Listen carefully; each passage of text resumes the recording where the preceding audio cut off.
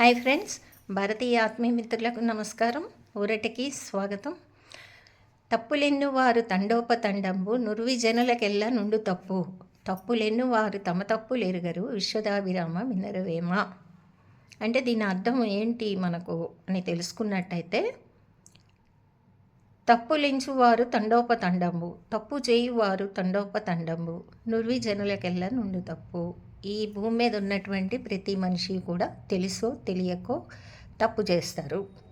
కానీ మన భారతదేశ గొప్పతనాన్ని బట్టి సంస్కృతి, సాంప్రదాయం, నడవడి, నడత, దేశ గౌరవం లేదా మానవజాతి మనుగడ, దాని యొక్క గౌరవం, విలువలు ఇవన్నీ చూసుకున్నట్టయితే తప్పు చేయకూడదు.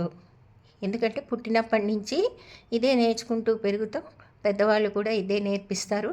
మన పురాణాలు, ఇతిహాసాలు అన్నీ కూడా ఈ తప్పు చేయటం వల్ల వచ్చేటువంటి కష్టాలను కూడా వివరిస్తూ ఉంటారు. అసలు ఈ పురాణాలు, ఇతిహాసాలు ఎందుకు చదవాలంటే ఇందుకే చదవాలి.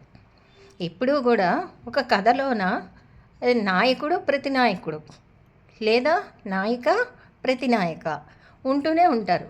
ఈ సందర్భంలో ఏర్పడేటువంటి సంఘర్షణలు ఏవైతే ఉంటాయో దాని కష్ట నష్టాలు, వాటి యొక్క లాభాలు, ఇటువంటివి ఆ కథలలోని నీతి ద్వారా తెలుసుకుంటాం. అసలు తప్పే చేయకుండా ఉండొచ్చు కదా. ఎన్ని తెలుసుకుంటాం, ఎన్ని శాస్త్రాలు చూసాం, ఎన్ని పురాణ కథలు చదివాం, వింటున్నాం, అనేక ప్రసంగాలు వింటాం. అసలు తప్పు చేయకుండా ఉండొచ్చు కదా.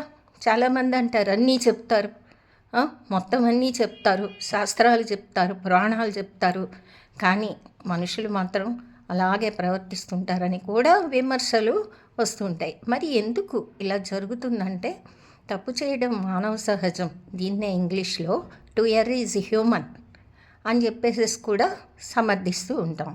ఎవరికి ఉండదు తప్పు, అందరికీ ఉంటుంది. కానీ ఒకటి గుర్తుపెట్టుకోవాలి, తప్పు ఎవరు కూడా చేయాలని అనుకోరు. మన దేశం యొక్క గౌరవం అది. కానీ తప్పుకు ఆస్కారం ఎక్కడా అంటే సర్వస్య గాత్రస్య శిరః ప్రధానం. మన తలలో ఉన్నటువంటి ఇంద్రియాలను ఒకసారి మనం పరిశీలిస్తే అవి రసానికి ఆకర్షితము అవుతాయి. ఒక్కొక్క ఇంద్రియానికి ఒక్కొక్క జ్ఞానం ఉంటుంది. ఈ జ్ఞానం ఏం చేస్తుందంటే ఎప్పుడు తప్పు చెయ్యి అని చెప్పేసి చెప్తూ ఉంటుంది. దానివల్ల ప్రభావితం అయ్యి చిన్నపిల్లల నుంచి, బాల్యం నుంచి కూడా చూసినట్టయితే పిల్లలు చేయొద్దన్న పనినే చేస్తూ ఉంటారు. అయితే నిప్పు కూడా కాలుతుందని వారికి తెలిసేటువంటి జ్ఞానం ఉండదు. నిప్పును కూడా ముట్టుకుంటూ ఉంటారు. అందుకే అంటారు నిప్పుతో చెలగాటం ఆడకూడదని. తెలిసి వచ్చేసరికి కొంతకాలం వివరం గడుస్తున్న కొద్దీ కూడా వారికి జ్ఞానం పెరుగుతూ ఉంది. కానీ ఏంటంటే ఈ ఇంద్రియాలన్నీ మనను పరిపాలిస్తూ ఉంటాయి. ఎప్పుడూ కూడా ఒకరిని విమర్శించి వాళ్ళకి ఏదో ఒకటి చెప్తున్నాము అనుకున్న దాంట్లోన భ్రమలో పడిపోయి వీళ్ళు అంటే వ్యక్తులు వ్యక్తిగతంగా వారు కూడా అదే ఒక్క రూట్లో అంటే దారిలో వెళ్తూ ఉంటారు. మరి దీనికి ఏంటి ఈ సమస్య యొక్క పరిష్కారం ఎలాగా అంటే, సామాజికంగా ఎటువంటి తప్పుకైనా కూడా కొన్ని రకాలైనటువంటి పరిష్కారాలు ఉంటాయి. అదేవిధంగా పరివర్తన ఉంటుంది.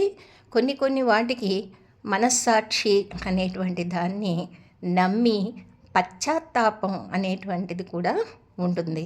ఇవన్నీ కాకుండా న్యాయానికి గనక దగ్గరైతే ఆ చట్టం చెప్పిన దాని ప్రకారం దాని యొక్క పరిష్కారం ఉంటుంది.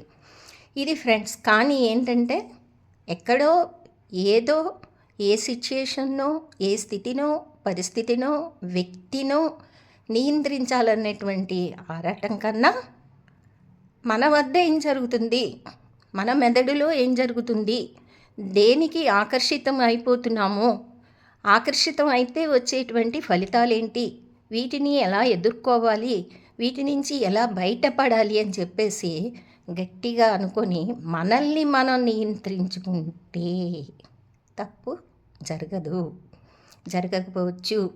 వ్యక్తిగతమైనటువంటి వికాసమే కాదు, సామాజిక వికాసం కూడా కలుగుతుంది. ఇది ఫ్రెండ్స్ ఈనాటి ఊరట. మీకు కనుక నచ్చినట్టయితే సబ్స్క్రైబ్ చేయండి, షేర్ చేయండి, లైక్ చేయండి, మర్చిపోకండి. Have a good day. Thank you.